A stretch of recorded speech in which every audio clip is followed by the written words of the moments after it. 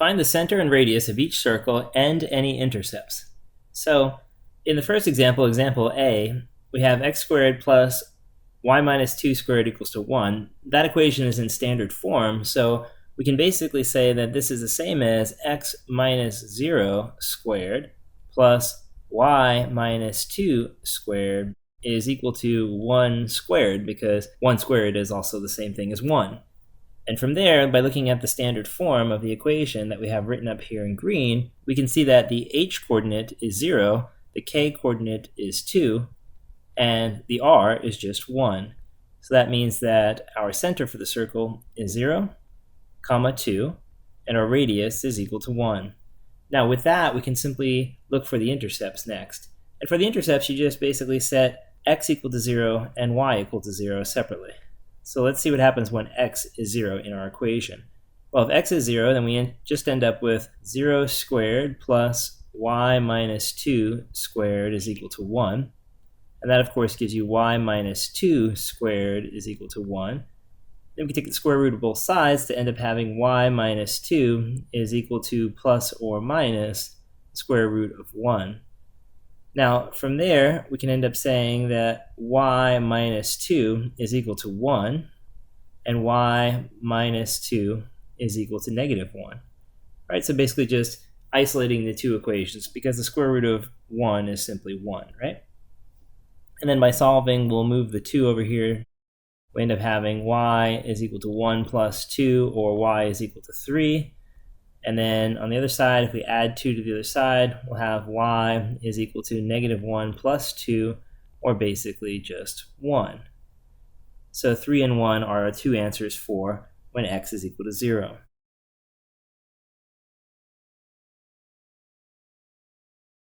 All right, let's see what would happen if we let y be equal to 0. All right, so when y is 0, we'll end up having x squared plus 0 minus 2 squared is equal to 1. This will give us x squared plus negative 2 squared is equal to 1. That, of course, is x squared plus negative 2 squared is 4, so that'll be x squared plus 4 is equal to 1. And then we can say that x squared is equal to, if I move the 4 over to the other side, it becomes negative, so we'll have 1 minus 4, or in other words, that x squared is equal to negative 3. This does not have real number solutions, so we're going to say that there is no x-intercept. Okay, so there are your answers. You have your center and your radius for the circle, and you also have your y-intercepts. All right, let's look at example B then. For example B, it's not quite in standard form because we have these 3's here next to our binomials, right?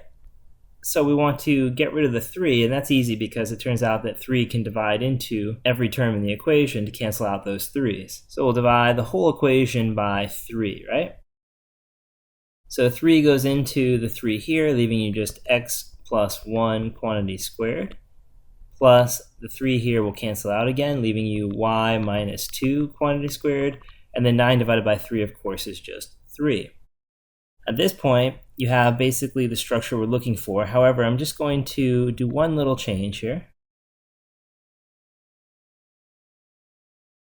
I'm going to write 3 as the square root of 3 squared.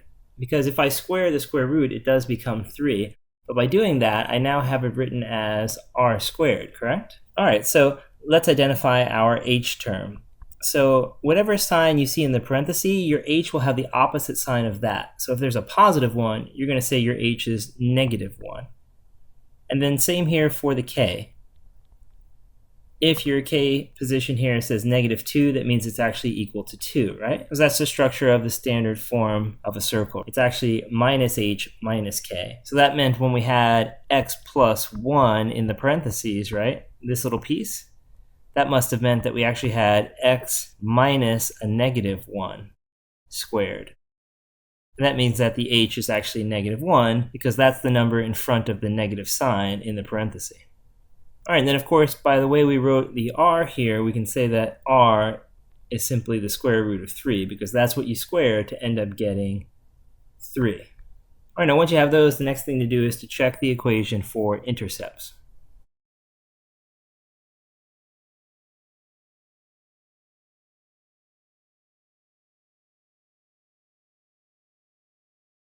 All right, to check it for intercepts, we're just going to, again, set x equal to 0 and then y equal to 0 and see what occurs. So what happens if you set x equal to 0 in the original equation? So we'll have 0 plus 1 squared plus y minus 2 squared is equal to 3. So if x is 0, we're just going to end up with 1 squared plus y minus 2 squared is equal to 3.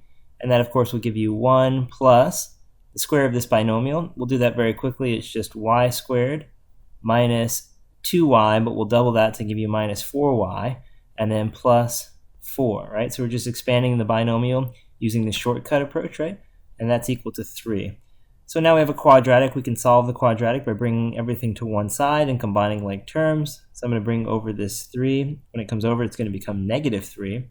So you'll end up having y squared minus 4y, and then we'll have plus 1 plus 4 minus 3. All of that will be equal to 0. From there, you'll end up having y squared minus 4y. That'll be 5 minus 3, or in other words, just positive 2 is equal to 0.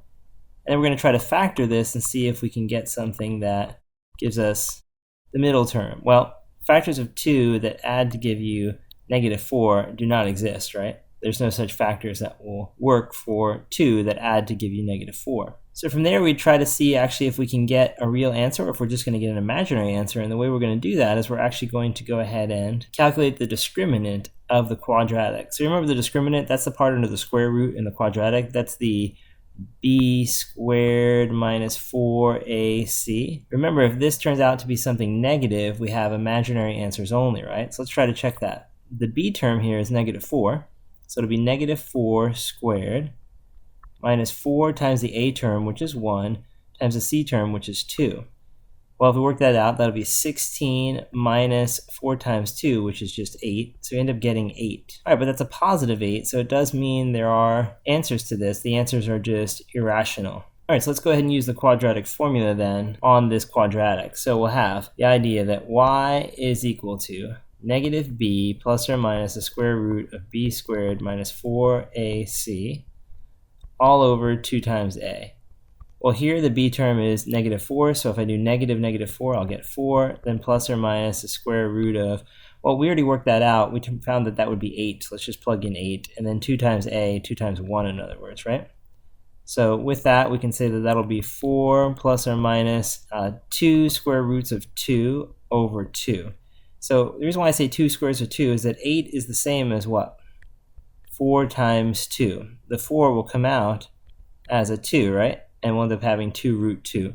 So we did that very quickly, and then we can cancel out these guys. The triple canceling here works because each piece is divisible by 2. So we end up with 2 plus or minus the square root of 2. So those are our two y-coordinates when x is equal to 0. So 2 plus or minus the square root of 2. Now, we still have to plug 0 in for y and see what we get. So remember, our original equation was x plus 1 squared plus y minus 2 squared is equal to 3. So if I plug 0 in for y, I'm going to have x plus 1 squared plus 0 minus 2 squared is equal to 3.